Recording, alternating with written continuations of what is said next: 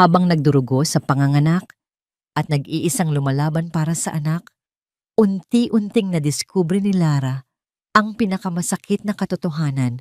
Nilimas ng asawa at biyenan ang perang dapat sana'y magliligtas sa kanya. Sa sandaling iyon, bumagsak ang lahat ng ilusyon at nagsimula ang tunay na hustisya. Ngunit sapat ba ang batas upang burahin ang sugat ng pagkakanulo? At paano muling babangon ang isang inang winasak ang dangal? Isang matalim na kirot ang biglang pumunit sa kanyang balakang na sinundan ng mabigat na paghila sa kanyang sinapupunan. Napahawak si Lara sa kanyang dambuhalang tiyan. Ang kanyang mga daliri ay nanginginig. Huminga siya ng malalim, pilit na pinapakalma ang sarili. Hindi para sa sarili niya ang takot, kundi para sa munting anghel na dinadala niya. Ang pangalawang pagkakataon na ipinagkaloob sa kanya ng Diyos. Konting tiis na lang, anak, bulong niya. Ang kanyang boses ay halos hindi marinig sa gitna ng sarili niyang paghinga. Malapit na tayong magkasama. Dahan-dahan niyang ipinagpatuloy ang pagpupunas sa sahig na semento ng kanilang maliit na apartment sa Quezon City. Ang amoy ng floor wax ay nagpapaikot sa kanyang sikmura at ang bawat pagyuko ay tila isang parusa sa kanyang nananakit na likod. Pawis na ang kanyang noo at ang luma niyang duster ay basang-basa na rin. Mula sa sopa, isang pares ng mga matang mapanuri ang nakabantay sa bawat galaw niya. Si Imelda, ang kanyang biyenan, ay nakaupo roon na parang reyna sa kanyang trono habang nag-aalis ng dumi sa kanyang mga kuko. Bilisan mo nga dyan, Lara. Aabutin ka ng siyam-siyam sa pagpupunas ng sahig. Mataray na utos nito. Tingnan mo ang pamangkin ni Marites, kabuwanan na rin, pero kung kumilos ay parang walang dinadala. Baka naman nag-iinarte ka lang dyan para makaiwas sa gawain. Ngumiti lang si Lara ng pilit. Sanay na siya. Araw-araw, ganito ang kanyang naririnig. Ang bawat salita ni Imelda ay tila maliliit na karayom na tumutusok sa kanyang pagkatao. Pero tiniis niya ang lahat. Para kay Javier. Para sa pamilyang pinapangarap niya. Pasensya na po, Nay. Medyo mabigat lang po talaga. Sagot niya, pinipigilan ang panginginig ng kanyang boses. Sumimangot si Imelda. Mabigat. Lahat naman ng babae, dumadaan dyan. Huwag mong gawing dahilan yan para maging pabigat ka dito sa bahay.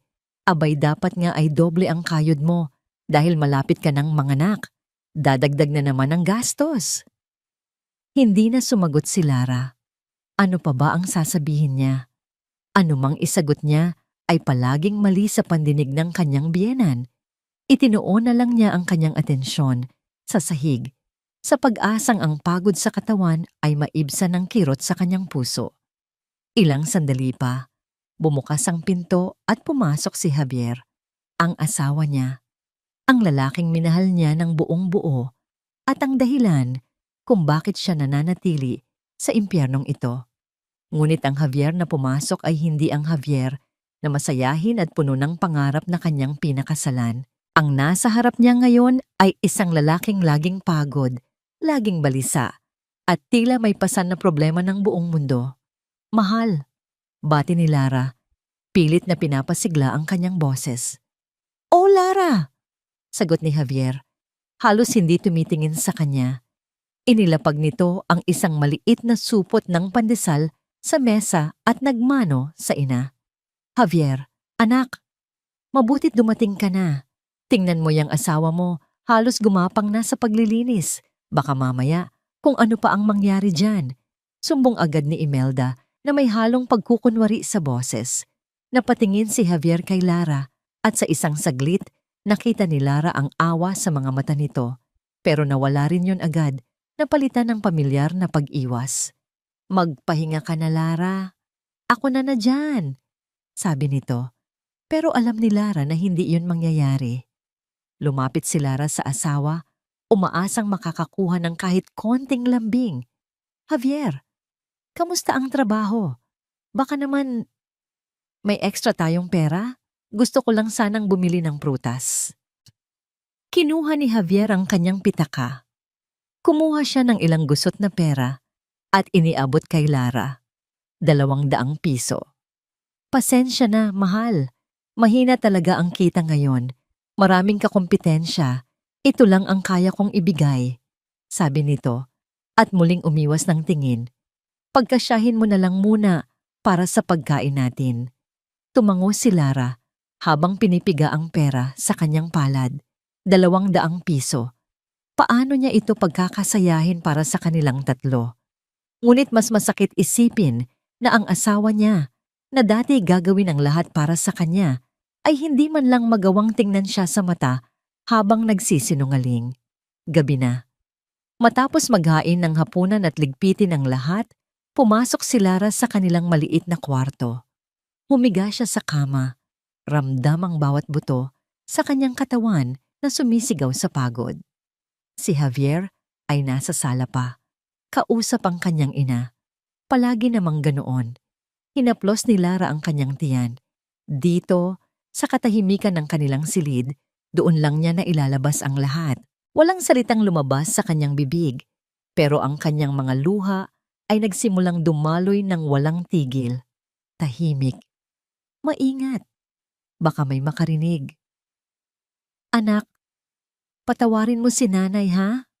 Bulong niya sa hangin. Hindi ito ang buhay na pinangarap ko para sa'yo, pero pangako, gagawin ko ang lahat para maging mabuti kang bata. Magiging malakas ako para sa'yo. Ipinikit niya ang kanyang mga mata. Yakap-yakap ang sariling tiyan na tila iyon na lamang ang tanging kanlungan niya sa mundo.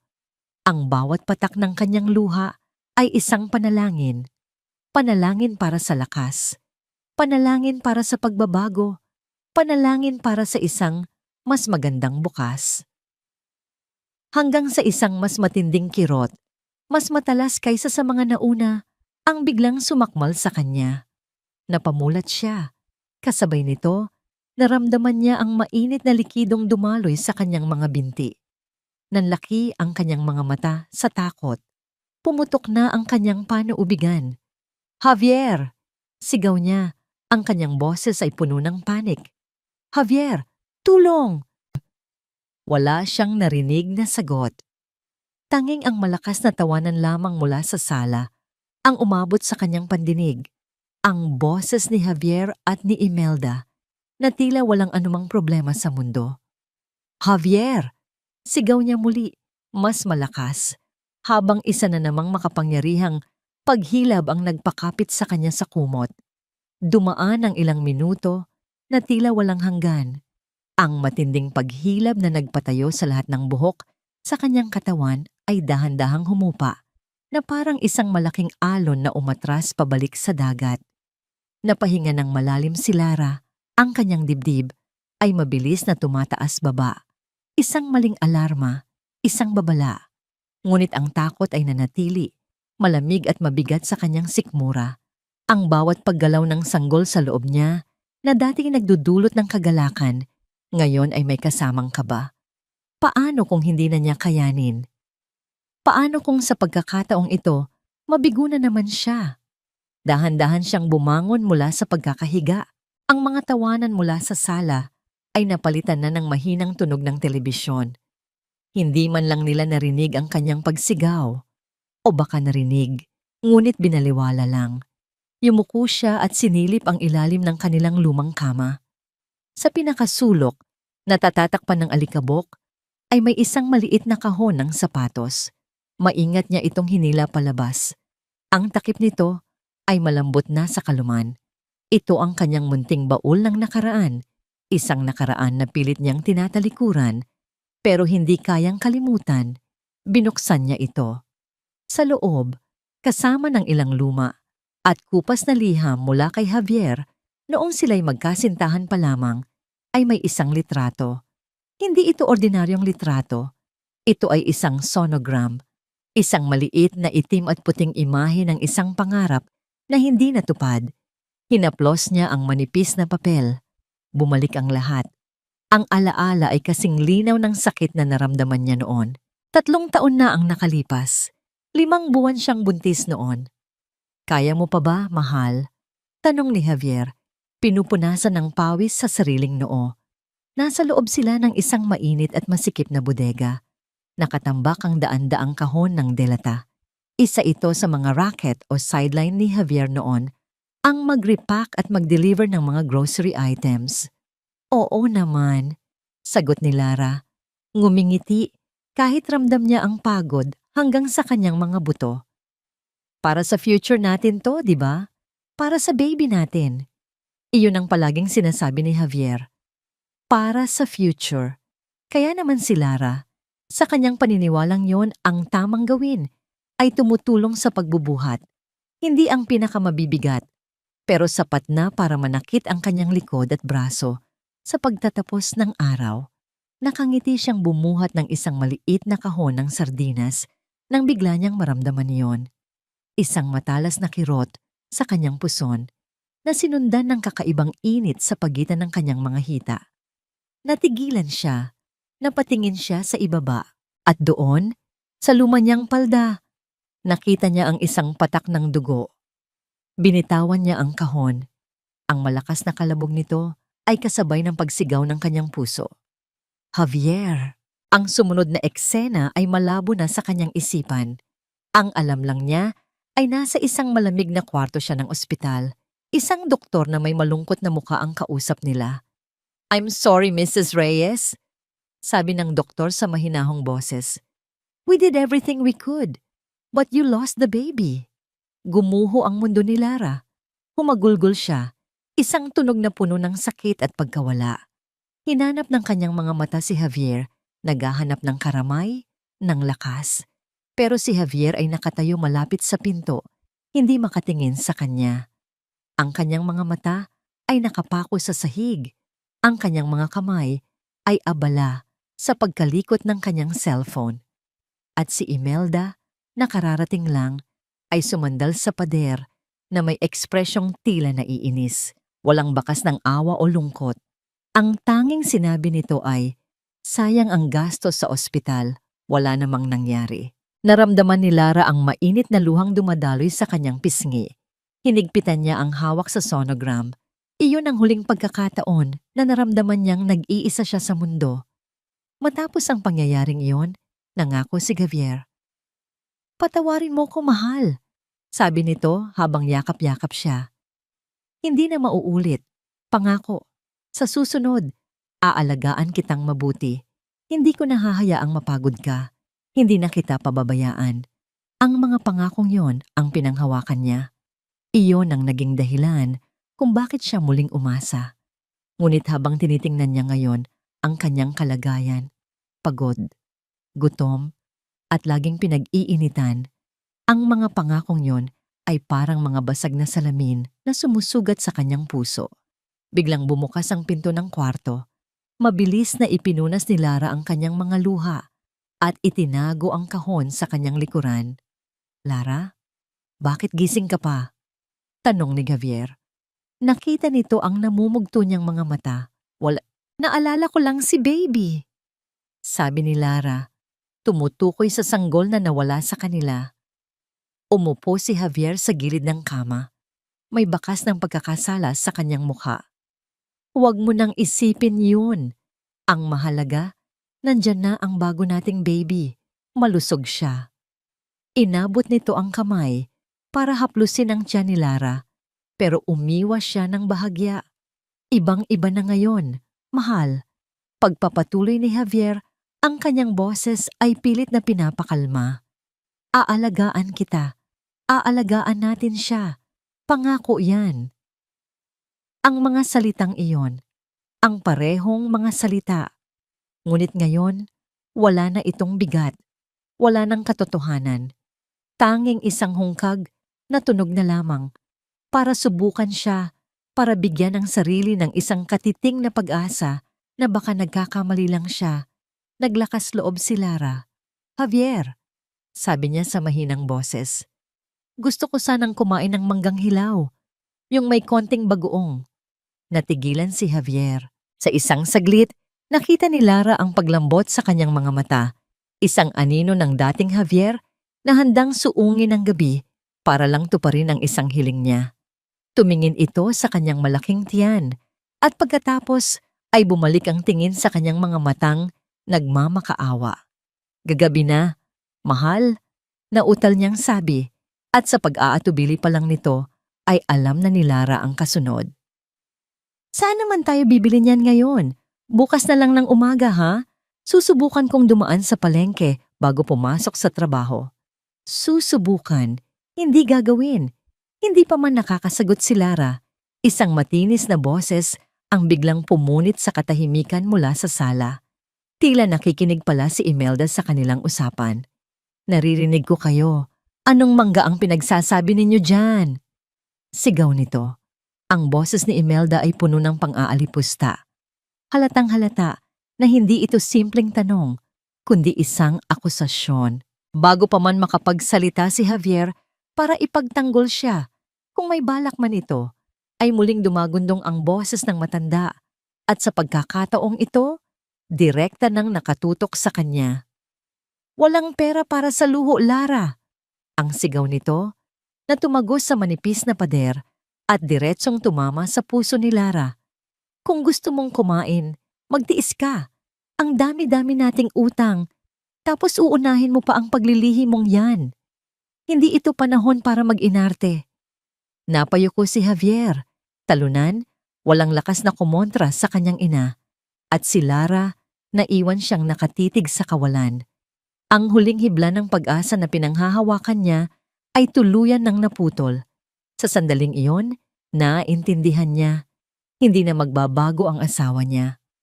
At ang mga pangako nito ay kasing hungkag ng kanilang bulsang, palaging sinasabing walang laman. Ang amoy ng mamahaling kape at matatamis na pastry ay nagpapaikot sa sikmura ni Javier. Nakaupo siya sa isang malambot na silya sa loob ng isang kilalang coffee shop sa Tomas Morato. Ang lugar ay paborito ng kanyang ina. Isang lugar na sumisigaw ng karangyaan. Isang karangyaan na hindi nila dapat tinatamasa. Ay nako, Imelda. Ang ganda-ganda naman ng bago mong bag. Hermes ba iyan? Tanong ng isa sa mga kaibigan ng kanyang ina. Isang ginang na makapal ang kolorete sa muka at kumikinang ang mga alahas sa leeg at braso. Ngumiti si Imelda ng matamis. Isang nangiting hindi kailanman nakita ni Lara. Naku, Mare, maliit na bagay lang. Regalo sa akin ng butihin kong anak, sabi nito. Sabay haplos sa braso ni Javier. Napilitan siyang ngumiti. Ang regalo na yon ay nagkakahalaga ng higit sa 6 na buwang sahod ng isang ordinaryong empleyado. Ang perang yon ay galing sa sobre na buwan-buwang ipinapadala ni Don Alejandro. Ang perang yon ay para dapat kay Lara, para sa kanilang magiging anak. Habang nagpapatuloy ang masayang kwentuhan at tawanan ng mga ginang, naramdaman ni Javier ang pag-vibrate ng kanyang cellphone sa bulsa. Dahan-dahan niya itong kinuha sa ilalim ng mesa. Isang mensahe mula sa isang numerong hindi nakasave sa kanyang contacts pero alam na alam niya kung kanino galing. Ang pangalan ay Mr. Chua, ang kolektor ng utang. Ang simpleng mensahe ay nagpatindig ng lahat ng balahibo sa kanyang batok. Javier, 1 linggo na lang, alam mo na ang mangyayari kapag hindi nagbayad ang nanay mo. Biglang nanlamig ang kanyang mga kamay. Ang ingay ng coffee shop ay tila humina. Ang tanging naririnig niya ay ang malakas na kabog ng sarili niyang dibdib. Ang utang. Ang walang katapusang utang sa sugal ng kanyang ina na pilit nilang tinatakpan gamit ang pera ng mga Serrano. 1 taon na ang nakalipas sa mismong gabi na natanggap nila ang unang padala mula kay Don Alejandro. Puno ng pag-asa si Javier. Sa wakas, makakaipon na sila. Maibibigay na niya kay Lara ang buhay na nararapat para dito. Ngunit pag-uwi niya, naabutan niya ang kanyang inang si Imelda na nagwawala sa sala. Basag ang mga florera, nakakalat ang mga gamit. Anak, wala na tayo. Tapos na tayo. Hagulgol nito, sabay luhod sa kanyang harapan. Nagulat siya. Ano pong nangyari, Nay? Umiling-iling ito. Ang buhok ay gulo-gulo. Ang mukha ay basang-basa ng luha. Yung utang Yung utang ko sa kasino, hinahabol na nila ako. Papatayin nila ako, Javier. Papatayin nila ang nanay mo. Noon niya nalaman ang lahat. Ang lihim na pagkagumo ni Imelda sa sugal na nagsimula pa noong nabubuhay ang kanyang ama. Ang milyon-milyong pisong pagkakautang. Gagamitin natin ang pera ni Lara, sabi ni Imelda sa gitna ng kanyang mga hikbi. Hihiramin lang natin, anak. Pangako, babayaran ko. Kapag nanalo ako ulit, babayaran ko lahat. Tumanggi si Javier. Iyon ay pera para kay Lara. Hindi tama. At doon, nakita niya ang isang panig ng kanyang ina na hinding-hindi niya malilimutan. Tumayo ito, kumuha ng kutsilyo sa kusina at itinutok sa sariling pulso. Kung hindi mo ako tutulungan, kung hahayaan mong mamatay ang sarili mong ina, mas mabuti pang ako na lang ang tumapos nito. Sigaw nito. Ang mga mata ay nanlilisik sa desperasyon. Anak na walang utang na loob. Pagkatapos ng lahat ng sakripisyo ko sa'yo, ito ang igaganti mo sa'kin? Javier, anak, ayos ka lang ba? Ang boses ni Imelda ang nagpabalik sa kanya sa kasalukuyan, tapos nang magpaalam ang mga kaibigan nito. Silang dalawa na lang ang naiwan sa mesa. Ipinakita niya ang text message sa ina. Nay, si Mr. Chua, nagpaparamdam na naman. Tiningnan lang ni Imelda ang cellphone at isinantabi ito na parang isang langaw na walang halaga. Hayaan mo siya. May pera pa tayo. Magpapanik ka na naman dyan. Paanong hindi? Nay, halos kalahati na lang ang natitira sa account. Pabulong niyang sabi, puno ng pag-aalala. Paano kapag nanganak na si Lara? Ang dami nating babayaran sa ospital. Sumimsim ng kape si Imelda, kalmado. Kaya nga kailangan nating magtipid, di ba? Huwag kang mag-alala. May plano ako. Tiningnan siya nito ng diretso sa mata.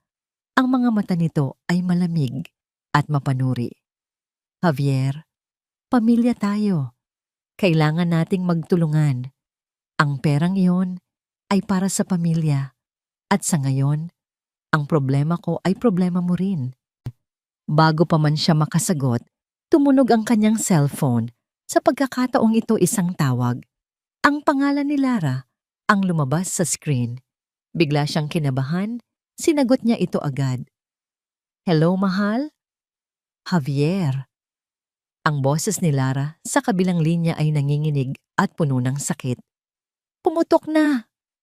Pumutok na ang panubigan ko! Nanlaki ang mga mata ni Javier. Napatayo siya. Ano? Papunta na ako. Narinig ni Imelda ang lahat. Bago pa man makakilos si Javier, hinawakan nito ang kanyang braso ng mahigpit. Sandali! Sabi nito sa mahinang ngunit madiin na boses. Saan mo siya dadalhin? Sa St. Luke's, Nay. Saan pa ba? Doon siya nagpapacheck up. Gulat niyang sagot. Umiling si Imelda. Ang kanyang mga mata ay matalim. Hindi. Mahal doon. Ang laki ng kailangan nating bayaran kay Chua. Hindi natin pwedeng ubusin ang pera sa ospital. Pero Nay, si Lara, ang apo ninyo. At anong gusto mong mangyari? Manganak siya sa isang magarang ospital, tapos kinabukasan, pare-pareho tayong itutumba ng mga tauhan ni Chua. Ganti ni Imelda. Gamitin mo ang utak mo, Javier. Maraming magagaling na doktor sa public hospital. Pareho lang yan. Naglaban ang isip ni Javier. Nakita niya sa kanyang imahinasyon ang mukha ni Lara. Ang pangako niya rito. Ngunit mas malakas ang takot na ipininta ng kanyang ina. Ang takot para sa buhay nito at para na rin sa sarili niya. Nagmamadali siyang nagpaalam at tumakbo palabas ng coffee shop. Habang nagmamaneho pauwi, ang mga salita ng kanyang ina ay umuulit-ulit sa kanyang isipan. Gamitin mo ang utak mo. Pareho lang yan. Pagdating niya sa bahay, naabutan niya si Lara na nakasandal sa pader, namimilipit sa sakit, basang-basa ang duster. Ang itsura nito ay isang saksak sa kanyang konsensya. Javier, Ang sakit, daing ni Lara. Ang kanyang mga mata ay puno ng luha at takot. Dalhin mo na ako sa St. Luke's, please. Lumuhod si Javier sa harap niya. Hinawakan niya ang mga kamay nito. Malamig, nanginginig. Gusto niyang sabihin na oo. Gusto niyang tuparin ang pangako niya. Ngunit ang anino ni Imelda ay tila nakatayo sa kanyang likuran, bumubulong, naguutos. Tumingin siya sa mga mata ng kanyang asawa, sa mga matang dati puno ng pagmamahal at tiwala, na ngayon ay puno ng pagmamakaawa. At sa huling pagkakataon, pinili niyang pakinggan ang takot sa halip na ang pag-ibig. Hindi natin kaya, Lara, sabi niya. Ang kanyang sariling boses ay parang galing sa ibang tao. Malamig, walang emosyon. Sa public hospital na lang tayo. Ang salitang ospital ay dapat sanang nangangahulugan ng pag-asa, ng lunas, ng kaligtasan. Ngunit ang lugar na pinagdalhan sa kanya ni Javier ay tila isang larawan ng kabaliktaran. Ang bumungad kay Lara ay isang pader, hindi ng semento, kundi ng ingay at desperasyon. Nakakabingi ang pinaghalong iyak ng mga sanggol, daing ng mga pasyenteng nakahilera sa mga pasilyo, sigaw ng mga pangalan mula sa isang lumang speaker, at ang walang hintong yabag ng mga nurse at doktor na tila hinahabol ng oras. Ang amoy ng antiseptic ay hindi sapat para takpan ang nanunuot na amoy ng pawis, sakit at kahirapan. Walang bakanteng kwarto, wala kahit isang kama sa ward. Ang tanging na ibigay sa kanya ay isang lumang stretcher na may gulong, itinabi sa isang sulok ng abalang pasilyo.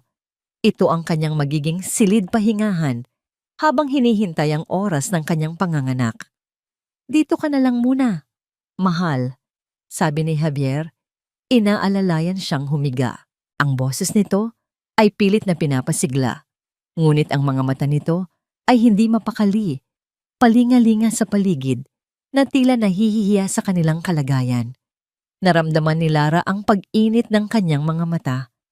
Ito ba ang katuparan ng pangako ni Javier na aalagaan siyang mabuti? Ang manipis na kumot na may amoy ng luma ay hindi sapat para itago ang kanyang katawan mula sa daan-daang estrangherong dumaraan.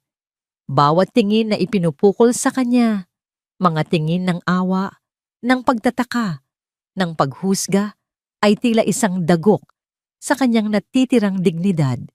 Nanliit siya sa kanyang sarili. Javier, ayoko dito. Bulong niya. Ang boses ay nanginginig. Natatakot ako. Shh! Nandito lang ako, sagot ni Javier. Pero ang kanyang mga kilos ay nagsasabi ng iba. Kinuha nito ang cellphone, nagkunwaring may tinatawagan, naglakad-lakad. Kinausap ang isang gwardiya. Ginawa ang lahat maliban sa isang bagay, ang umupo sa kanyang tabi at hawakan ang kanyang kamay. Isang malakas na paghilab na naman ang sumakmal sa kanya. Napakapit siya ng mahigpit sa bakal na gilid ng stretcher. Ang kanyang mukha ay napangiwi sa sakit. Napapikit siya ng mariin, pilit na iniinda ang sakit ng tahimik. Ayaw niyang gumawa ng eksena. Ayaw niyang dagdagan pa ang kahihiyang nararamdaman niya.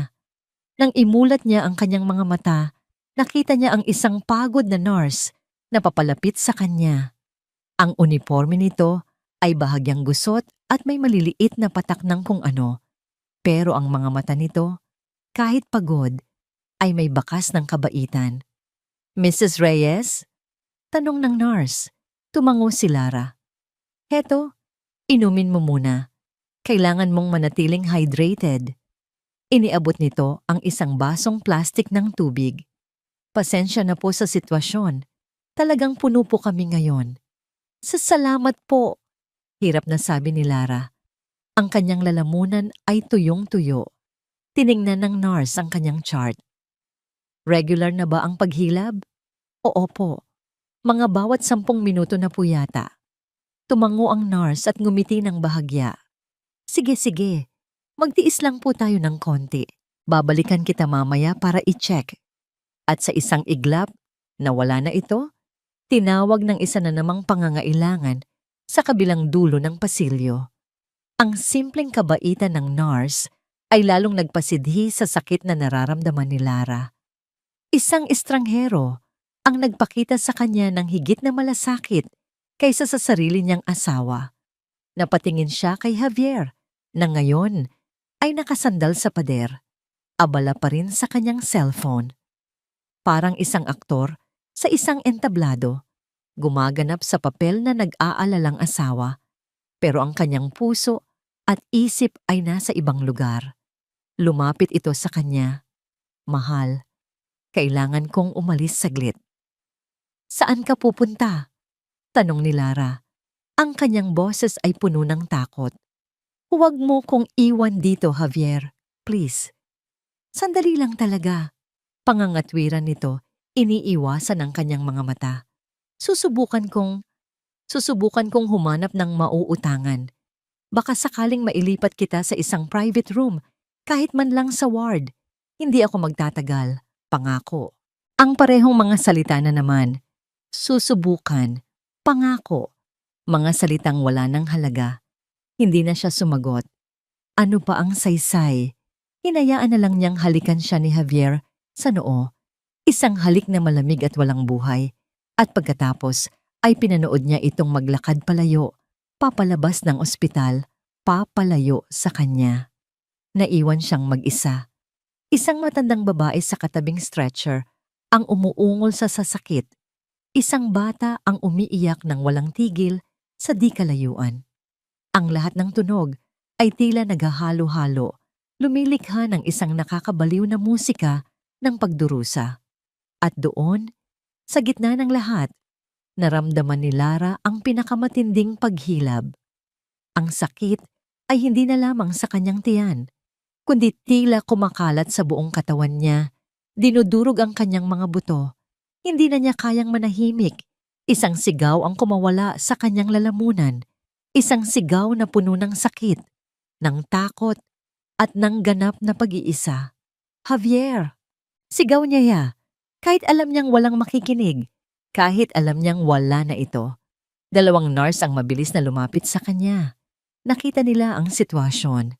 Nako, manganganak na to, sabi ng isa. Ipasok na yan sa delivery room. Bilis!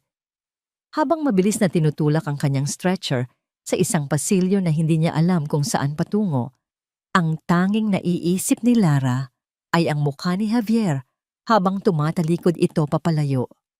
Iniwan siya. Sa pinakamahalagang sandali ng kanilang buhay, pinili nitong iwan siya. Hindi siya pumunta para humanap ng mauutangan. Ang totoo, pumunta siya sa lugar kung saan nauubos ang kanilang pera. Ang makintab na sahig na gawa sa marmol ay sumasalamin sa libu-libong kumukutitap na ilaw mula sa mga chandelier at slot machine. Ang hangin ay mabango, amoy ng mamahaling pabango at sigarilyo na may halong kakaibang amoy ng pera at kasakiman. Ang marangyang kasino na ito sa Entertainment City ay isang mundo na napakalayo mula sa magulo at desperadong pasilyo ng pampublikong ospital na iniwan niya. Ang bawat hakbang ni Javier sa malambot na carpet ay tila isang pagtapak sa sarili niyang konsensya. Dumiretso siya sa isang pinto sa pinakasulok ng gusali. Isang pinto na walang pangalan. Binabantayan ng dalawang lalaking nakasuot ng itim na suit. Nakilala siya ng mga ito at bahagyang tumango. Pinapasok siya sa isang pribadong silid. Sa loob, ang ingay ay napalitan ng isang nakakabinging katahimikan. Nakaupo sa isang malaking leather na sofa si Mr. Chua, isang lalaking nasa edad 50, balingkinita ng katawan at nakasuot ng simpleng polo shirt. Hindi ito mukhang mapanganib, kung hindi lang sa dalawang matipunong lalaki na nakatayo sa likuran nito at sa malamig na kalkulasyon sa kanyang mga mata. Javier, bati ni Mr. Chua. Ang kanyang boses ay kalmado, ngunit walang anumang kabaitan. Mabuti naman at natuto ka ng sumunod sa usapan. Napalunok si Javier. Mr. Chua, Pasensya na po sa abala. Heto na po ako. Ang nanay mo. Pagpapatuloy ni Mr. Chua habang nagbubuhos ng tsaa sa isang maliit na tasa, ay isang babaeng puno ng swerte sa buhay. Pero walang swerte sa baraha. Alam mo ba yon? Hindi umimik si Javier. Mayaman ang napangasawa niya noon. Namatay. Nag-iwan ng pera. Naubos sa sugal. Sabi ni Mr. Chua, tila nagkukwento lang. Pagkatapos, ang anak niya, nakapangasawa ng anak mayaman. At ang pera ng manugang, saan napupunta? Sa sugal pa rin. Itinaas nito ang tingin at diretsong tumitig kay Javier. Ang problema sa nanay mong sugarol, Javier, ay hindi siya marunong tumigil. Ramdam ni Javier ang pamumula ng kanyang mukha sa kahihiyan at galit. Ngunit wala siyang magawa. Sila ang may utang. Sila ang nasa kapahamakan. 2 milyon, Javier, iyon ang huling pagkakautang niya. Sabi ni Mr. Chua, ibinababa ang tasa. At dahil sa interes at sa abala na idinulot ninyo sa akin, gawin na nating 2.5. Ngayon na. Nanlaki ang mga mata ni Javier. Pero, sir, ang usapan po, babayaran namin bukas. Nagbago na ang isip ko. Simpleng sagot nito. May narinig akong balita. Manganganak na raw ang asawa mo. Maraming gastos yan. Baka makalimutan ninyo na naman ang obligasyon ninyo sa akin. Ayoko nang ganoon. Nagsimulang mamasa ang mga palad ni Javier. Ang pera sa kanilang lihim na account, iyon na lang ang natitira sa kanila. Kung ibibigay niya ang ganoong kalaking halaga, halos wala nang matitira. Pwede po bang kahit kalahati mo na? Pagmamakaawa niya. Ngumiti si Mr. Chua, isang ngiting hindi umabot sa kanyang mga mata. Javier, huwag mo akong subukan. Alam mo ba kung anong ginagawa ko sa mga taong hindi nagbabayad sa akin? Tinatanong ko sila kung aling daliri sa kamay nila ang paborito nila. At iyon ang una kong pinuputol. Nanigas si Javier sa kanyang kinatatayuan. Ang banta ay malinaw. Hindi ito isang biro. Walang pagpipilian. Nanginginig ang mga kamay na kinuha niya ang kanyang cellphone. Binuksan niya ang banking app. Habang tinatype niya ang malaking halaga, ang larawan ni Lara na namimilipit sa sakit ay biglang pumasok sa kanyang isipan. Ang mukha nitong puno ng tiwala. Ang kanyang pangako. Patawarin mo ko, Lara. Patawarin mo ko. Pinindot niya ang confirm transfer. Sa isang iglap, ang perang dapat sanay para sa kinabukasan ng kanilang anak ay lumipad patungo sa account ng isang taong walang puso. Okay na po, Mr. Chua. Na-transfer ko na. Sabi niya, ang boses ay paos. Ipinakita niya ang transaction confirmation sa isa sa mga tauhan ni Mr. Chua. Tumango ito sa kanyang amo. Tumayo si Mr. Chua. Magaling. Masunurin ka pala. Siguraduhin mong hindi na mauulit ang pagkakautang ng nanay mo. Sabi nito bago siya talikuran. Dahil sa susunod, baka hindi na daliri lang ang hingin ko. Mabilis na lumabas si Javier sa silid na yon. Pakiramdam niya ay hindi siya makahinga. Habang pabalik siya sa ospital, ang bawat ilaw ng poste at sasakyan na kanyang nadadaanan ay tila nangungutya sa kanya. Ipinagkanulo niya ang kanyang asawa. Ipinagkanulo niya ang kanyang anak. Para saan? Para pagtakpan ang kasalanan ng kanyang ina. Para iligtas ang sarili niyang balat. Pagbaba niya ng taxi sa harap ng ospital, ramdam niya ang bigat sa kanyang dibdib. Habang naglalakad siya sa entrance, sa gitna ng mga taong nagmamadali at mga nag-aabang, isang lalaki ang nakakuha ng kanyang atensyon. Nakatayo ito malapit sa isang poste. Nakasuot ng plansadong barong, malinis ang sapatos. Isang itsurang hindi nababagay sa magulong paligid ng isang pampublikong ospital. Nagkatinginan sila. Ang mga mata ng lalaki ay matalim, mapanuri. Tinitigan siya nito ng diretso na tila binabasa ang lahat ng lihim sa kanyang kaluluwa. Naramdaman ni Javier ang isang kakaibang kilabot. Iniwas niya ang kanyang tingin at nagmamadaling pumasok sa loob. Nang lumingon siyang muli, wala na ang lalaki. Nawala na ito, na parang isang anino sa dilim. Sino yon? Bakit ganoon siya makatingin? Ang kaba sa kanyang dibdib ay lalong tumindi. Tumakbo siya papasok sa pasilyo, hinahanap ang stretcher kung saan niya iniwan si Lara. Ngunit wala na ito roon. Wala na si Lara. Kinabahan siya. Saan siya nagpunta? Nilibot niya ang kanyang paningin hanggang sa may nakita siyang isang nurse na nagmamadaling lumabas mula sa isang pinto na may nakasulat na delivery room. Nurse! Tawag niya rito. Lumingon ito sa kanya. Ang mukha ay puno ng pag-aalala. Kayo po ba ang asawa ni Mrs. Reyes? Si Lara Reyes? Opo, ako nga. Nasaan siya? Ayos lang ba siya? Huminga ng malalim ang nurse. Tila naghahanda sa sasabihing masamang balita. Sir, kailangan po ng agarang operasyon. May komplikasyon. Ang unang bumalik kay Lara ay ang mga tunog.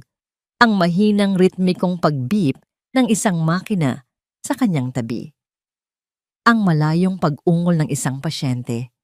At pagkatapos, isang boses, isang malumanay na boses ng babae. Mrs. Reyes, gising na po kayo. Dahan-dahan niyang iminulat ang kanyang mga mata. Malabo ang lahat sa simula. Puti. Ang kisame ay puti. Ang mga dingding ay puti. May naramdaman siyang matulis na kirot sa kanyang tiyan, isang paalala ng operasyong pinagdaanan niya. Nasaan siya? Anong nangyari? At pagkatapos, naalala niya. Ang paghilab, ang sigaw, ang pagmamadali, ang anak niya, ang baby ko? Hirap niyang tanong. Ang kanyang lalamunan ay tuyo at magaslaw. Isang nakangiting nurse ang pumasok sa kanyang paningin. Congratulations po, ma'am. Ligtas po kayo pareho. Isang malusog na baby boy. Ang mga salitang iyon ay tila musika sa kanyang pandinig. Isang mainit na agos ng lunas ang dumaloy sa kanyang buong katawan. Tinatangay ang lahat ng sakit at takot. Ligtas sila. Ligtas ang anak niya. Pwede ko ba siyang makita? Pagmamakaawa niya, tumango ang nurse. Siyempre po. Ilang sandali pa, isa pang nurse ang pumasok. May bitbit na isang maliit na bundol ng puting tela. Maingat itong inilapit sa kanya. At doon, sa loob ng kumot, nakita niya ang pinakamagandang mukha na nasilayan niya sa buong buhay niya. Ang kanyang anak. Mayroon itong maliliit at perpektong mga daliri, manipis na buhok na kasing itim ng gabi, at mga labing bahagyang nakaawang. Ang amoy nito ay pinaghalong gatas at bagong buhay. Nang inilagay ng nurse ang sanggol sa kanyang mga braso, naramdaman ni Lara ang isang pag-ibig na napakatindi na halos hindi niya kayang dalhin. Lahat ng pagod, lahat ng sakit, lahat ng kahihiyan, nawala lahat. Ang mahalaga lang ay ang munting nilalang na ito sa kanyang mga bisig. Anak ko. Bulong niya habang dumadaloy ang mga luha ng kagalakan sa kanyang pisngi. Hinagkan niya ang malambot na noo nito. Sa sandaling iyon, buo siya. Sa sandaling iyon, sapat na ang lahat. Bumukas ang pinto. Pumasok si Javier na sinundan ni Imelda. Ang mukha ni Javier ay pinaghalong pagod at lunas. Ngunit si Imelda, nakangiti ng pagkatamis-tamis. Apo ko! Masayang sabi ni Imelda na tila siya ang pinakamasayang lola sa buong mundo. Lumapit ito at agad kinuha ang sanggol mula sa mga braso ni Lara. Naku, ang gwapo-gwapo naman, manang-mana sa lola. Hinalik-halikan nito ang sanggol, kinarga-karga at ipinagmayabang kay Javier. Tingnan mo anak, ang ilong, parang sa mga Reyes, ang bibig, parang sa akin. Pinanood lang sila ni Lara. May isang bahagi sa kanya na gustong bawiin ang kanyang anak, ngunit pinigilan niya ang sarili. Bigyan mo siya ng pagkakataon, sabi niya sa sarili. Baka ito na ang simula ng pagbabago. Habang karga-karga ni Imelda ang sanggol at nakatalikod ng bahagya sa kanya, narinig niya itong bumulong kay Javier, ngunit sapat na ang lakas para marinig niya. Naku ko, isa na namang bibig na pakakainin. Ang mga salita ay tila isang suntok sa kanyang sikmura, mas masakit pa kaysa sa sugat ng kanyang operasyon. Biglang nanlamig ang kanyang buong katawan. Walang nagbago. Isa lamang itong palabas, isang maskara. Ibinalik ni Imelda ang sanggol sa tabi niya at umupo sa silyang katabi ng kama. Ang matamis na ngiti ay bumalik sa mukha nito. "Kamusta na ang pakiramdam mo, Lara?" Tanong nito. Ang boses ay puno ng pagkukunwaring pag-aalala. "Narinig ko, nagkaroon daw ng komplikasyon. Talaga naman. Sabi ko na nga ba't dapat ay nag-iingat ka. Napakahina kasi ng katawan mo." Hindi na nagulat si Lara. Ang sisi, palaging may kasamang sisi. Kaya naman pala kinailangang operahan. Pagpapatuloy ni Imelda na may kasamang buntong hininga. "Malaking gastos na naman yan, sigurado. Kawawa naman itong si Javier. Doble kayod na naman sa pagtatrabaho." Tumingin si Imelda kay Lara at ang mga mata nito, sa isang saglit, ay nawalan ng pagkukunwari at naging matalim. "Alam mo, Iha, siguro ito na ang tamang panahon. Ang ama mo, matagal mo na siyang hindi kinakausap, di ba? Baka naman pwede mo siyang tawagan para humingi ng kahit konting tulong. Para naman sa apo niya, di ba? Sigurado akong hindi siya tatanggi." Ang pakiusap ay nakabalot sa paglalambing, ngunit ang utos sa ilalim nito ay malinaw na malinaw. "Gamitin mo ang ama mo. Hingian mo siya ng pera." Dito na hindi nakapagpigil si Lara. Ang pag-ibig niya para sa kanyang anak ay nagbigay sa kanya ng lakas na hindi niya alam na taglay niya. "Hindi po, Nay," sagot niya. Ang kanyang boses ay mahina ngunit matatag. "Responsibilidad namin ni Javier ang anak namin, kaya naming pag-ipunan ang gastos sa ospital." Tumingin siya kay Javier, naghahanap ng suporta. "Di ba, mahal?" Natigilan si Javier. Nagpalipat-lipat ang tingin niya mula kay Lara patungo sa kanyang ina. Nakita ni Lara ang laban sa kanyang mga mata, ang pagnanais na sumang-ayon sa kanya, at ang takot sa kanyang ina. "Oo naman, mahal," sabi ni Javier. Ngunit ang kanyang boses ay walang katiyakan. "Kaya natin to." Sumimangot si Imelda. "Aba, kung yan ang sabi ninyo," sabi nito. Tumatayo. "Halika na, Javier. Hayaan muna nating magpahinga si Lara. Mukhang pagod na pagod siya." Hinalikan ni Imelda ang sanggol sa huling pagkakataon at naglakad palabas. Sumunod si Javier, ngunit bago ito tuluyang lumabas, lumingon ito kay Lara na may tinging puno ng paghingi ng paumanhin. Isang tingin na nagsasabing, "Patawarin mo ako, wala akong magawa." Isinara ni Javier ang pinto, ngunit hindi ito sumara ng husto. May naiwang isang maliit na siwang. Naiwan si Lara kasama ang kanyang anak. Ang puso niya ay mabigat. Akala niya, ang pagsilang ng sanggol na ito ang mag-aayos sa lahat. Ngunit ngayon, alam niyang isa lamang itong bagong kabanata sa parehong malungkot na kwento. Ipinikit niya ang kanyang mga mata, sinusubukang hanapin ang kapayapaang naramdaman niya kanina. Ngunit ang katahimikan ay biglang binasag ng mga boses mula sa labas ng pinto, ang nagtatalong boses ni Javier at Imelda.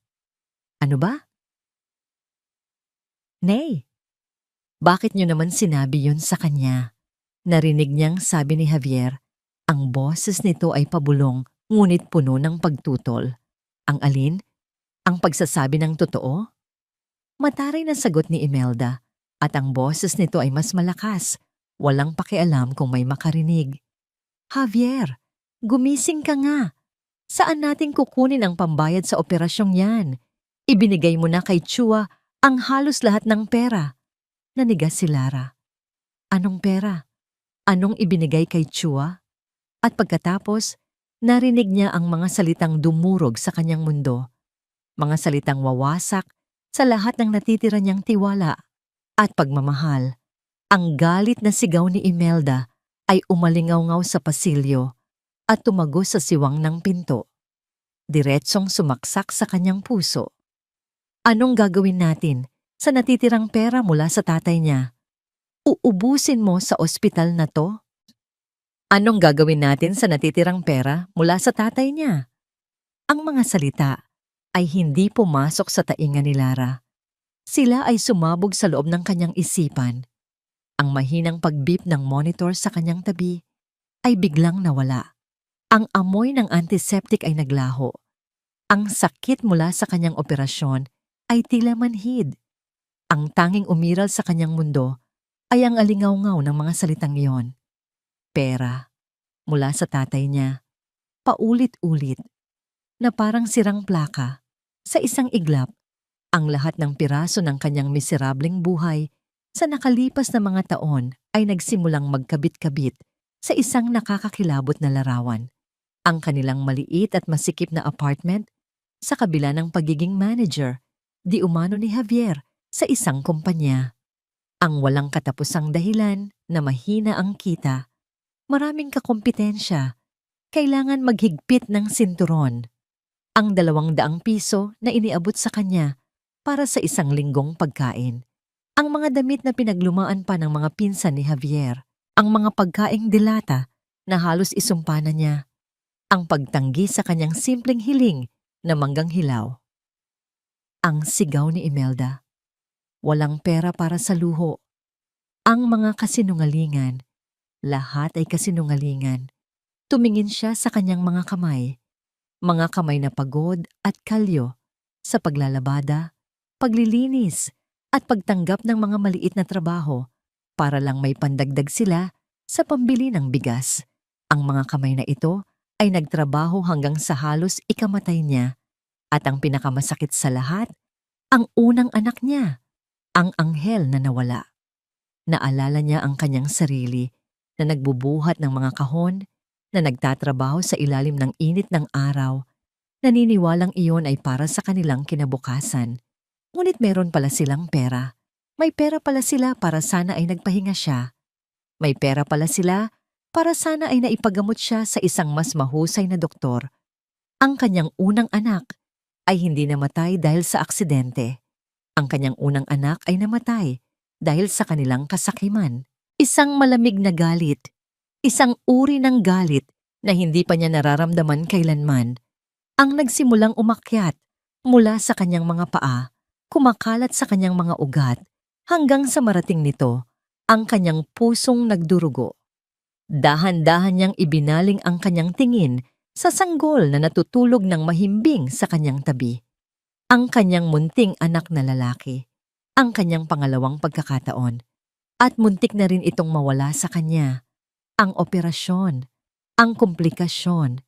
Kung nasa isang maayos na ospital sana ni siya, baka hindi ito nangyari. Ang buhay ng kanyang anak ay isinugal nila. Hindi niya ito palalampasin. Sinubukan niyang bumangon. Isang matalas na kirot ang pumunit sa kanyang tiyan at napahiga siyang muli, napadaing sa sakit. Masyado pa siyang mahina. Ngunit ang apoy sa kanyang puso ay mas malakas kaysa sa sakit ng kanyang katawan. Sakto namang bumukas ang pinto. Pumasok si Javier, dahan-dahan, na tila naglalakad sa ibabaw ng mga itlog. Ang mukha nito ay puno ng pagkakasala. Mahal. Simula nito, pasensya na sa sinabi ni nanay. Huwag mo na lang. Hindi na niya ito pinatapos. Tinitigan siya ni Lara ng diretso sa mga mata. Ang dating maamo at mapagmahal na mga mata ay ngayon ay malamig at walang anumang emosyon. Javier, sabi niya. Ang kanyang boses ay mahina. Halos isang bulong, ngunit matatag at puno ng bigat. Anong pera ang sinasabi ng nanay mo? Nanlaki ang mga mata ni Javier. Ang kulay sa kanyang mukha ay biglang nawala. Nag-iwas ito ng tingin. Ano? Wala. Wala kang narinig. Mahal. Nag-aaway lang kami ni nanay tungkol sa mga utang. Huwag kang magsinungaling, putol ni Lara. Ang kanyang boses ay bahagyang tumaas. Narinig ko, malinaw na malinaw. Anong pera mula kay tatay? Nagpanik si Javier. Nagpalinga-linga ito na parang isang pusang na corner. Lara, pagod ka lang. Galing ka sa operasyon. Baka Baka guni-guni mo lang yan dahil sa gamot, sabi ng doktor. Normal lang daw malito pagkatapos ng operasyon. Magpahinga ka na lang muna. Ang mga salitang iyon, ang pagtanggi, ang pagsisikap na palabasin siyang baliw, iyon na ang huling patunay. Iyon ang pumatay sa lahat ng natitirang pagmamahal sa puso ni Lara. Hindi na siya nagsalita. Tinitigan niya lang ito. At sa kanyang pananahimik, nakita ni Javier ang katotohanan. Nakita nito na alam na niya na huli na ang lahat. Kailangan ko lang lumabas saglit, sabi ni Javier. Umatras papalayo sa kanya. Babalik ako. At tulad ng ginawa nito kanina, tumalikod ito at iniwan siya. Iniwan siya sa gitna ng durog niyang mundo. Nang sumara ang pinto, doon na bumuhos ang mga luha ni Lara. Ngunit hindi na ito ang tahimik na pag-iyak ng isang biktima. Ito ay isang hagulgol na puno ng sakit, ng galit, ng pagtataksil na napakatindi. Niyakap niya ang kanyang anak, isinubsob ang kanyang muka sa malambot na kumot nito. Siya na lang ang natitira. Ang sanggol na ito na lang ang kanyang dahilan para mabuhay. Ang mundo niya ay gumuho. Ang pamilyang pinangarap niya ay isang kasinungalingan. At ang lalaking minahal niya ay isang halimaw. Wala na ang lahat. All is lost. Sa gitna ng kanyang paghagulgol, narinig niya ang pagbukas muli ng pinto. Hindi na niya itinaas ang kanyang tingin. Malamang, bumalik na naman ang duwag niyang asawa para magmakaawa. Wala na siyang pakialam. Ngunit ang mga yabag na kanyang narinig ay iba. Mabigat. Panatag. Hindi nag-aalinlangan. At ang boses na nagsalita ay hindi ang boses ni Javier. Ito ay isang boses na matagal na niyang hindi naririnig. Isang boses na sabay-sabay na nagdulot ng gulat, pananabik at pag-asa sa kanyang wasak na puso. Isang boses na puno ng awtoridad at pagmamahal. Lara, anak. Dahan-dahan niyang itinaas ang kanyang luhaang muka. At doon, nakatayo sa may pintuan, ang kanyang ama. Lara, anak. Ang boses na yon ay parang isang susi na nagbukas ng isang nakakandadong silid sa kanyang puso. Isang silid na puno ng mga alaala ng isang masayang kabataan, ng isang amang palaging nariyan, bago pa man maging komplikado ang lahat. Sa isang iglap, inakala niyang guni-guni lang niya ito, isang panaginip na nilikha ng kanyang pagod at nagdurugong puso. Ngunit nang dahan-dahan niyang itaas ang kanyang luhaang muka, naroon siya. Totoo, nakatayo sa may pintuan, hindi bilang isang panaginip, kundi bilang isang matatag na katotohanan. Ang kanyang ama, si Don Alejandro Serrano, ay naroroon. Hindi siya mukhang galit. Ang kanyang mukha ay kalmado, ngunit may isang bigat sa kanyang presensya na tila nagpabago sa hangin sa loob ng maliit na silid.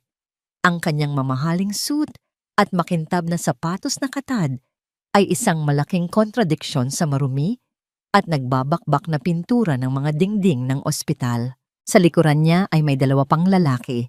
Isa ay may matalas na tingin at nakasuot ng barong, tila isang abogado. At ang isa ay ang lalaking nakita ni Javier kanina sa entrance, ang anino sa dilim. Hindi kumilos si Don Alejandro agad. Tinitigan muna niya ang kabuuan ng eksena. Ang kanyang anak, na payat at putlang-putla sa murang hospital gown, ang maliit na sanggol na mahimbing na natutulog sa tabi nito, ang kalunos-lunos na kalagayan ng silid na mas mukha pang bodega kaysa sa isang lugar para sa mga bagong panganak. Nakita ni Lara ang banayad na pagbabago sa ekspresyon ng kanyang ama, ang mahigpit na pag-igting ng kanyang panga, ang halos hindi mapansing panginginig ng kanyang kamao. Ang kalmadong anyo ay isang manipis na takip lamang sa kumukulong galit sa loob.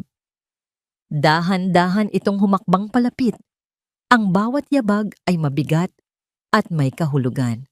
Lumuhod ito sa tabi ng kanyang kama.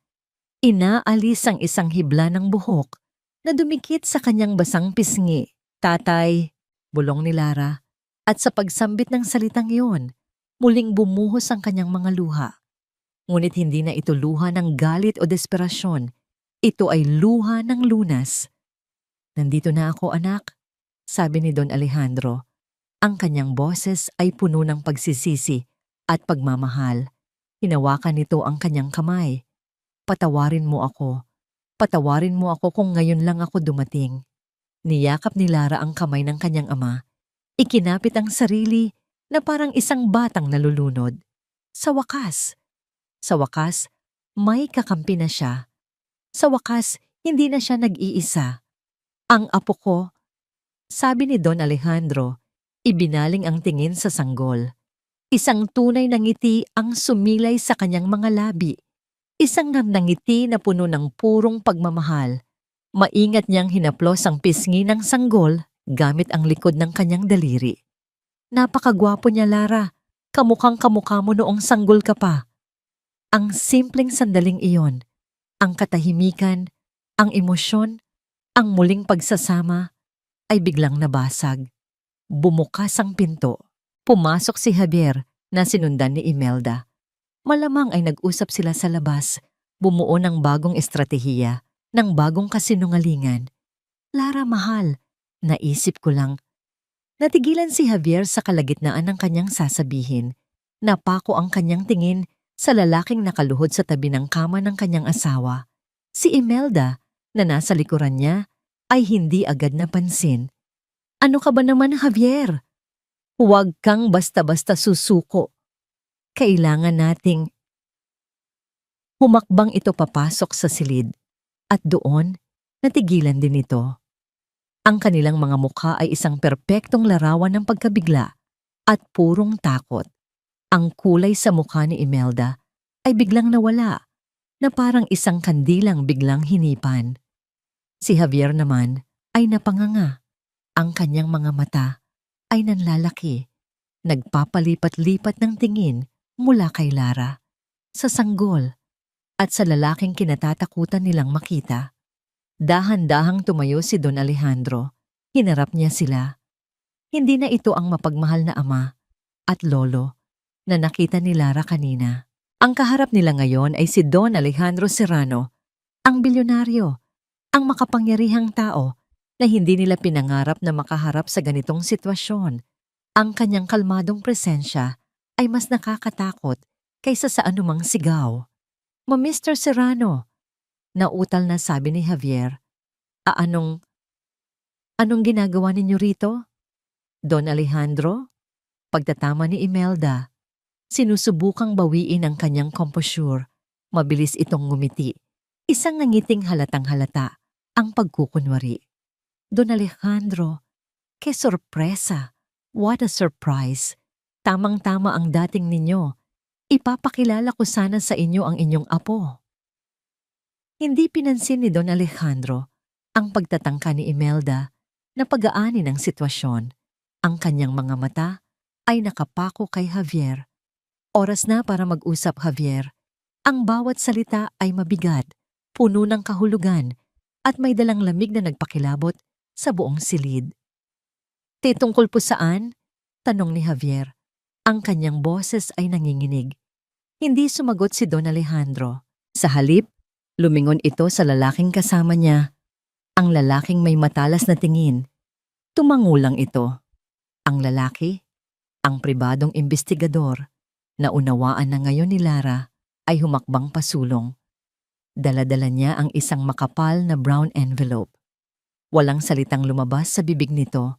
Dahan-dahan, ngunit may diin, inilapag niya ang envelope sa ibabaw ng maliit at kinakalawang na mesang katabi ng kama ni Lara. Ang tunog ng paglapag nito ay tila isang malakas na dagok sa katahimikan. Tumingin si Don Alejandro mula sa envelope, pabalik sa nanlalamig na mukha ni Javier at Imelda. Laman yan, sabi niya. Ang kanyang boses ay kalmado, ngunit may talim ng isang patalim. Ang lahat ng kasinungalingan ninyo. Ang sobrang iyon sa mesa. Para kay Javier, hindi iyon gawa sa simpleng papel. Iyon ay isang bomba na malapit ng sumabog. Isang hatol na naghihintay na basahin. Ang bawat segundo ng katahimikan ay tila isang paghila sa kanyang hininga. Unti-unti siyang sinasakal. Ang hangin sa silid ay biglang kumapal at bumigat, at pakiramdam niya ay nalulunod siya habang nakatayo sa tuyong lupa. Ang lalaking abogado, si Attorney De Leon, ang bumasag sa katahimikan. Kinuha nito ang sobre, binuksan ng walang pagmamadali, at inilabas ang isang salansan ng mga dokumento. Ang bawat kilos nito ay kalmado, metodikal, na lalong nagpatindi sa kaba sa dibdib ni Javier. Simulan natin sa simula, sabi ng abogado. Ang kanyang boses ay malinaw at walang emosyon. 3 taon na ang nakalipas nang ipaalam ni Lara sa kanyang ama na siya ay nagdadalang tao sa unang pagkakataon. Nagsimulang magpadala si Don Alejandro Serrano ng buwanang sustento sa inyong joint account. Ang halaga, 4,000 euro o humigit kumulang 200 at 40,000 piso kada buwan. 240,000 piso. Narinig ni Javier ang halaga, ngunit tila hindi ito maproseso ng kanyang utak. Ang numerong iyon, napakalaki, napakalayo sa 200 pisong ibinibigay niya kay Lara. Napakalayo sa mga dilatang sardinas na kanilang hapunan. Napatingin siya sa asawa niya. Ang mukha ni Lara ay walang ekspresyon. Ngunit ang kanyang mga mata ay tila tumitingin sa kaibuturan ng kanyang kaluluwa. At nakita nito ang lahat ng dumi roon. Ngunit, pagpapatuloy ng abogado, 1 linggo matapos matanggap ang unang padala, isang bagong bank account ang binuksan, isang lihim na account, sa ilalim lamang ng pangalan ninyo, G. Javier Reyes, at ng inyong ina, Ginang Imelda Reyes. Inilabas ng abogado ang isang bank statement at ipinakita sa kanila. Nakalista roon ang lahat ng transaksyon, ang buwanang paglipat ng halos buong halaga mula sa joint account patungo sa lihim na account. At saan napunta ang perang ito? Tanong ng abogado, kahit alam na ng lahat ang sagot. Kumuha ito ng isa pang dokumento. Heto ang isang listahan ng iilan lamang sa inyong mga naging gastos. Isang Hermes bag na nagkakahalaga ng 800,000 piso. Binili noong tumingin ito kay Imelda. Kaarawan ninyo, Gaang Reyes. Isang dinner para sa 20 katao sa isang 5-star hotel. Umabot ng 100,000 at 20,000 piso. Mga cash withdrawal sa iba't ibang kasino sa Maynila at Macau na may kabuuang halaga na sa loob lamang ng 2 taon ay umabot sa 14 na milyong piso. Kasinungalingan! Biglang sigaw ni Imelda, ang kanyang pagkukunwaring kalmado ay biglang gumuho. Gawa-gawa niyo lang ang lahat ng yan, paninira, bintang na walang katibayan. Ang imbestigador ay tahimik na naglabas ng isang serye ng mga litrato mula sa isa pang folder at ipinatong ang mga ito sa ibabaw ng mga dokumento. Ang unang litrato, si Imelda tumatawa ng malakas sa isang lamesa ng baccarat, napapalibutan ng mga tumpok ng casino chips. Ang pangalawang litrato, si Javier at Imelda kumakain sa isang mamahaling restaurant, may bote ng champagne sa kanilang lamesa. Ang petsa sa ibaba ng litrato ay ang mismong araw na sinabi ni Javier kay Lara na wala silang pera kahit pambili ng gamot sa ubo. Ang pangatlong litrato, si Imelda lumalabas sa isang high-end boutique, bit-bit ang bag na Hermes. Lahat ng ito ay kasinungalingan. Muling sigaw ni Imelda, ang boses ay matinis sa panik. Tumingin ito kay Don Alejandro. Don Alejandro, huwag kayong maniwala sa kanila. Pinagtutulungan nila kami. Ang anak ninyo, hindi nyo alam ang tunay na ugali niyan. Walang utang na loob. Sinisiraan niya kami sa inyo. Hindi kumibo si Don Alejandro. Tila isang estatwa. Nakatayo, nagmamasid, hinahayaan ang mga ebidensya na magsalita para sa kanilang sarili. At pagkatapos, ibinagsak ng abogado ang huling bomba, ang pinakamabigat sa lahat. At ang pinakamasakit sa lahat, sabi ni Attorney De Leon, ang kanyang boses ay bahagyang bumaba na may pahiwatig ng habag para kay Lara. Ayon sa medical records, mula sa unang pagbubuntis ni Lara, ang dahilan ng kanyang pagkalaglag ay severe fatigue and malnutrition, pagkapagod at kakulangan sa nutrisyon. Tumingin ito ng diretso kay Javier.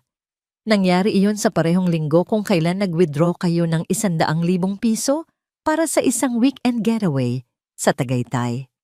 Sa sandaling iyon, gumuho ang mundo ni Javier. Hindi na ang pera, hindi na ang mga bag, kundi ang katotohanan na ang kanyang kasakiman, ang kanyang kaduwagan, ay may direktang kinalaman sa pagkamatay ng kanyang unang anak. Ang lakas sa kanyang mga tuhod ay biglang nawala. Bumagsak siya sa sahig. Gumapang siya palapit sa kama ni Lara. Ang kanyang mga luha ay dumadaloy na parang ilog. Ang kahihiyan, ang pagsisisi, ang sakit, lahat ay bumuhos ng sabay-sabay. Hinawakan niya ang laylayan ng kumot ni Lara. Ang kanyang katawan ay nanginginig sa paghagulgol. Lara, mahal, patawarin mo ko. Sabi niya sa pagitan ng mga hikbi. Patawarin mo ko. Hindi ko sinasadya. Si nanay. Pinilit niya ko. Natakot ako. Lara, please. Patawarin mo ko. Itinaas niya ang kanyang tingin. Umaasa. Nagmamakaawa na makita ang kahit katiting na awa sa mga mata ng kanyang asawa. Ang Lara na palaging nagpapatawad. Ang Lara na palaging umiintindi. Ngunit ang babaeng nakatingin sa kanya mula sa kama ay hindi na ang Lara na kilala niya. Ang kanyang mukha ay isang blangkong maskara. Ang kanyang mga mata ay malamig, malalim, at walang laman, na parang isang bintanang nakasara na, kung saan wala nang anumang liwanag na makakapasok. Ang kanyang pananahimik ay mas malakas kaysa sa anumang sigaw, mas matalas kaysa sa anumang sumpa. Ito ang kanyang hatol. Sa gitna ng paghagulgol ni Javier, at nang walang tigil na pagtanggi ni Imelda, isang malakas at tiyak na katok ang narinig mula sa pinto. Bumukas ito at pumasok ang 2 unipormadong pulis. Ang pagpasok ng 2 pulis ay tila nagpatigil sa oras. Ang bawat tao sa silid ay natigilan. Ang bawat isa ay may sariling reaksyon sa hindi inaasahang pagdating ng batas.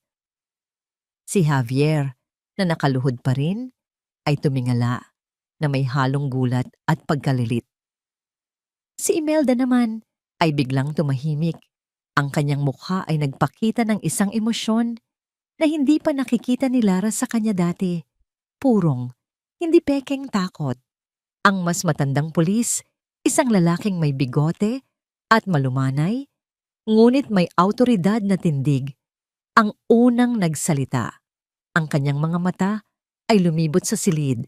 Sinusuri ang sitwasyon bago tumuon kay Don Alejandro. Don Alejandro Serrano? Tanong ng pulis. Tumango si Don Alejandro. Ako nga. Kami po ay tumutugon sa reklamong inihain ng inyong abogado, si Attorney De Leon, kaninang umaga lamang. Isang reklamo ng estafa o panloloko at qualified theft laban kina G. Javier Reyes at Jengao Imelda Reyes. Ang bawat salita ng pulis ay malinaw at formal. Bawat salita ay isang pako na ibinabaon sa kabaong ng mga kasinungalingan ni na Javier at Imelda. Dito na tuluyang nawala sa sarili si Imelda. Ang takot ay napalitan ng isang desperadong parang sa hayop na galit. Walang hiya kayo, sigaw niya. Itinuturo si Don Alejandro at pagkatapos ay si Lara. Anong karapatan ninyong gawin ito sa amin? Pamilya kami. Hindi nyo kami pwedeng ipakulong. Walang pruweba.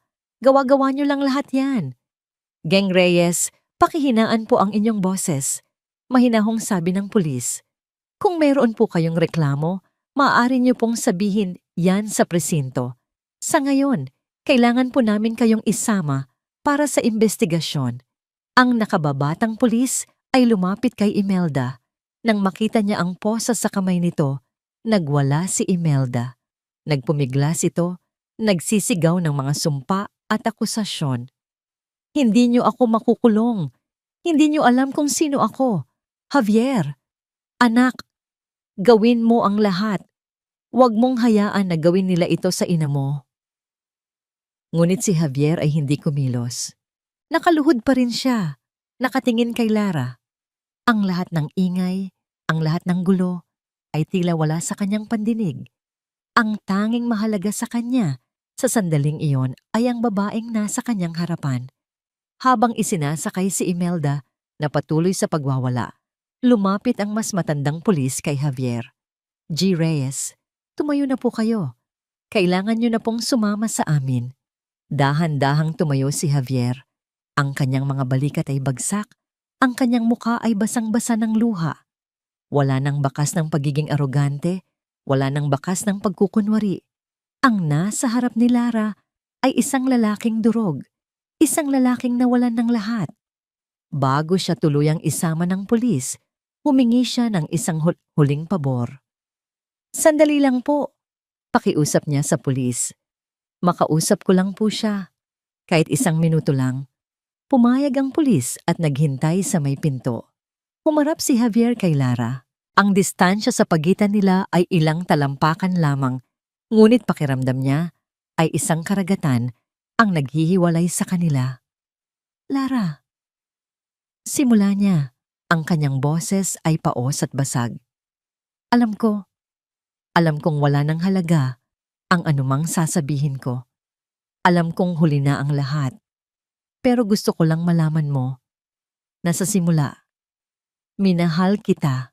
Minahal talaga kita. Isang luha ang muling pumatak mula sa kanyang mga mata. Natakot lang ako, Lara. Natakot ako sa nanay ko. Natakot ako sa mga pinagkakautangan niya. Nadala ako sa Agos. Pero sa bawat araw na nagsinungaling ako sa'yo, sa bawat gabing nakikita kitang pagod, isang bahagi ng pagkatao ko ang namamatay. Patawarin mo sana ako. Huminga siya ng malalim, nag-ipon ng lakas para sa kanyang huling pakiusap. Kapag natapos na ang lahat ng ito, kapag nabayaran ko na ang mga kasalanan ko, pwede ba? Pwede ba tayong magsimula ulit? Para sa anak natin, Lara, please, bigyan mo ako ng isa pang pagkakataon. Ang kanyang mga mata ay puno ng isang desperadong pag-asa. Naghihintay, nagmamakaawa. Tinitigan siya ni Lara. Sa loob ng ilang segundo, walang nagsalita. Ang tanging maririnig ay ang tibok ng puso ni Javier sa sarili niyang tainga. At pagkatapos, nagsalita si Lara.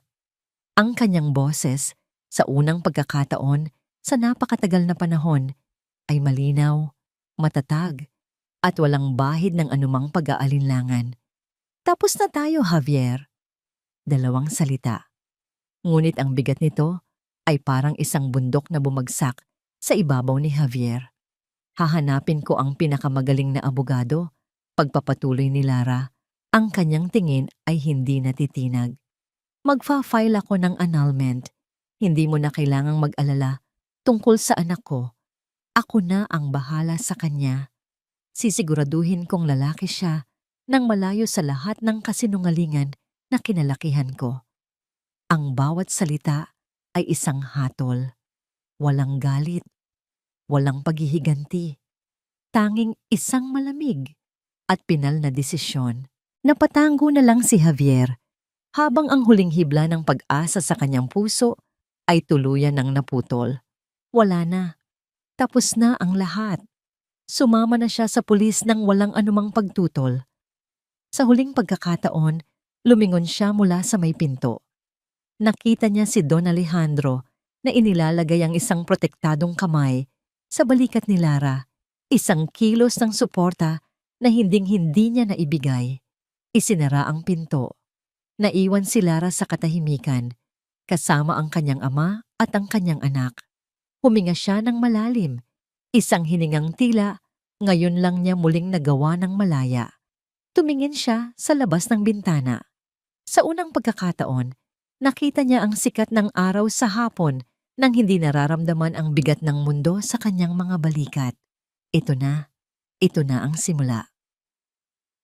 Isang taon. Ang isang taon ay maaaring napakaikli lamang, ngunit para kay Lara, ito ay isang buong buhay. Isang bagong buhay na itinayo niya mula sa abo ng kanyang nakaraan. Ang amoy ng mamahaling pabango at bagong tela ang bumati sa kanya. Hindi na ang amoy ng floor wax at lumang semento. Nakatayo siya sa gitna ng kanyang pangarap, isang maliit, ngunit eleganteng fashion boutique sa puso ng Makati. LS Creations ang nakasulat sa salaming pinto sa gintong mga letra. Lara Serrano, ang kanyang sariling pangalan, ang kanyang sariling pagkatao. Ma'am Lara, dumating na po yung bagong delivery ng tela mula sa France. Sabi ni Ana, ang kanyang pinagkakatiwalaang store manager na may dalang isang clipboard. Ngumiti si Lara. Salamat Ana. Pakisabi sa kanila na i-check mabuti ang bawat rolyo. Ayokong may makalusot na kahit anong depekto. Masusunod po, ma'am, sagot ni Ana, na may paghanga sa mga mata. Pinanood ni Lara ang kanyang empleyado na bumalik sa trabaho.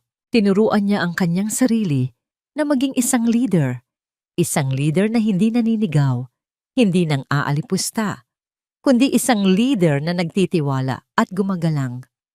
Ang kabaliktaran ng lahat ng natutunan niya sa bahay ng mga Reyes. Sa isang sulok ng butik, may isang maliit na play area na napapalibutan ng salamin. Sa loob nito, isang batang lalaki na may kulot na buhok ang abalang-abala sa pagbuo ng isang tore gamit ang mga makukulay na bloke. Tawa ito ng tawa sa tuwing guguho ang kanyang ginagawa. Ang kanyang anak, si Alejo. Ipinangalan niya ito sa kanyang ama, Alejandro, bilang pasasalamat. Iniwan ni Lara ang kanyang ginagawa at pumasok sa play area. Umupo siya sa malambot na carpeted na sahig. Alejo anak, tawag niya. Tumingala ang bata at nang makita siya, isang matamis na ngiti ang sumilay sa mga labi nito. Mama, sigaw nito. At gumapang papalapit sa kanya, yumakap sa kanyang mga binti. Niyakap niya ito ng mahigpit, isinubsob ang kanyang mukha sa mabangong buhok nito. Ito ang kanyang mundo, ang kanyang lakas, ang kanyang lahat. Ang bawat pagod at puyat ay naglalaho sa tuwing nakikita niya ang masayang mga mata ng kanyang anak. Ma'am Lara, tawag ulit ni Ana mula sa labas ng play area. May sulat po para sa inyo. Galing sa... Nag-atubili ito. Bureau of Corrections. Natigilan si Lara ng isang saglit. Hindi niya kailangang hulaan kung kanino galing. Tumango siya. Salamat, Ana. Pakilagay na lang sa opisina ko. Matapos ang ilang minuto, habang natutulog na si Alejo sa duyan nito, sa loob ng kanyang opisina, kinuha ni Lara ang sulat. Ang sobre ay simple at puti. Ang sulat kamay sa labas ay pamilyar. Huminga siya ng malalim at binuksan ito. Ang mga salita sa loob ay puno ng pagsisisi. Tunog. Maririnig ang boses ni Javier sa isipan ni Lara na may bahagyang echo habang binabasa niya ang sulat. Lara, mahal ko. Kung matatawag pa kitang mahal. 1 taon na. 1 taon na kitang hindi nakikita. 1 taon na puno ng pagsisisi. Dito sa loob, maraming oras para mag-isip. At sa bawat araw, ikaw at ang anak natin ang nasa isip ko. Mali ako, Lara. Alam ko, naging duwag ako, naging makasarili. Pinakinggan ko ang maling tao. Pero maniwala ka, walang araw na hindi kita minahal. Ipinagpatuloy ni Lara ang pagbabasa. Ang sulat ay naglalaman ng mga detalye ng buhay ni Javier sa kulungan, ang paglilitis na nagpatunay sa lahat ng kasalanan nila ni Imelda at ang mahabang sentensyang ipinataw sa kanila. Humihingi ito ng tawad, ngunit higit sa lahat, humihingi ito ng litrato ni Alejo. Hindi ko hinihiling na patawarin mo ako ngayon. Alam kong imposible yon. Ang tanging hiling ko lang, sana, balang araw, maipakita mo sa anak natin ang isang litrato ko at sabihin mo sa kanya na minahal siya ng kanyang ama, kahit na nagkamali ito ng malaki. Tinapos ni Lara ang pagbabasa. Walang luhang pumatak. Walang galit na namuo sa kanyang dibdib. Tanging isang malalim na pakiramdam ng kapayapaan at pagtanggap. Matagal na niyang pinatawad si Javier sa kanyang puso. Hindi para sa kanya, kundi para sa sarili niya. Ang pagpapatawad ang nagpalaya sa kanya mula sa pagiging isang biktima. Maingat niyang tiniklop ang sulat at inilagay sa loob ng isang kahon sa kanyang desk drawer. Isang kahon na puno ng mga alaala ng nakaraan na hindi na niya kailangang buksan pa. Tumunog ang kampanilya sa labas, hudyat na may pumasok sa butik. Ilang sandali pa, bumukas ang pinto ng kanyang opisina. Ang paborito kong apo, ang masiglang boses ni Don Alejandro, ang pumuno sa silid. May dala itong isang malaking paper bag mula sa isang kilalang toy store. Lumapit ito sa duyan at marahang hinalikan ang natutulog na si Alejo sa noo. Tay, bati ni Lara na may ngiti sa kanyang mga labi. Kamusta ang mag-ina ko? Tanong ni Don Alejandro, umupo sa silyang katapat niya. Nakita ko ang sales report para sa nakaraang buwan. Kahanga-hanga anak, mas magaling ka pang negosyante kaysa sa akin. Salamat sa tiwala ninyo, Tay. Hindi ko ito magagawa kung wala kayo. Hindi, Lara. Seryosong sabi ni Don Alejandro. Tinititigan siya ng may pagmamalaki. Nandito lang ako para sumuporta. Lahat ng ito, ikaw ang gumawa. Ang lakas, ang talino, ang puso. Nasa iyo na yan noon pa man. Kailangan mo lang matutunang gamitin para sa sarili mo. Nagkwentuhan sila tungkol sa negosyo, sa mga plano para sa hinaharap, at sa mga bagong kalokohan ni Alejo. Sa gitna ng kanilang tawanan, nakita ni Lara ang kislap sa mga mata ng kanyang ama. Isang kislap na matagal na nawala, na ngayon ay bumalik dahil nakikita niyang buo at masaya na ang kanyang kaisa-isang anak. Nang magising si Alejo, ang maliit na opisina ay napuno ng halakhak ng lolo at apo. Pinanood sila ni Lara, ang kanyang puso ay puno ng pasasalamat. Ang pamilyang pinangarap niya noon, isang pamilyang puno ng kasinungalingan at sakit, ay nawasak. Ngunit ang pamilyang meron siya ngayon, kahit sila na lang tatlo, ay totoo, matatag, at binuo ng purong pagmamahal. Habang papalubog ang araw, ang ginintuang liwanag nito ay tumagos sa salaming bintana ng kanyang butik. Tumayo si Lara at lumapit sa isang malaking salamin sa dingding. Tinitigan niya ang kanyang refleksyon. Ang babaeng nakatingin pabalik sa kanya ay hindi na ang babaeng takot. Ang babaeng payat at laging nakayuko. Ang babaeng umiiyak sa gabi. Ang nasa harap niya ngayon ay isang babaeng may tiwala sa sarili. Ang kanyang mga mata ay may kislap. Ang kanyang mga balikat ay tuwid. Ang kanyang ngiti ay totoo. Isang ina, isang negosyante, isang anak, isang babaeng malaya. Hinawakan niya ang kanyang kwintas, isang simpleng L na gawa sa ginto, regalo ng kanyang ama. Ito ang paalala niya sa kanyang sarili. Hindi na siya si Mrs. Reyes, siya si Lara Serrano. At habang nakatingin siya sa kanyang refleksyon, habang naririnig ang tawanan ng kanyang ama at anak sa likuran, alam niyang sa wakas, pagkatapos ng lahat ng unos, nakauwi na siya. Sa pagtatapos ng kwento ni Lara, malinaw na ipinapakita na walang kasinungalingang kayang manatiling nakatago magpakailanman. Maaring yura ka ng dangal ng isang tao sa oras ng kanyang kahinaan, ngunit darating ang panahong ang katotohanan ay sisigaw at ang hustisya ay kikilos. Sina Javier at Imelda ay naging larawan ng kasakiman at kaduwagan. At sa huli, sila rin ang nagbayad ng kapalit nito sa ilalim ng batas.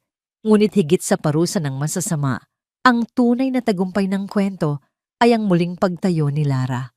Mula sa isang babaeng winasak ng pang-aapi, siya'y naging isang inang matatag, handang bumuo ng bagong buhay para sa kanyang sarili at sa kanyang anak. Paalala ito na ang kabutihan ay may gantimpala at ang lakas ng isang ina ay walang hangganan. Ikaw, ano ang gagawin mo kung ikaw ang nasa kalagayan ni Lara? Lalaban ka ba o mananahimik?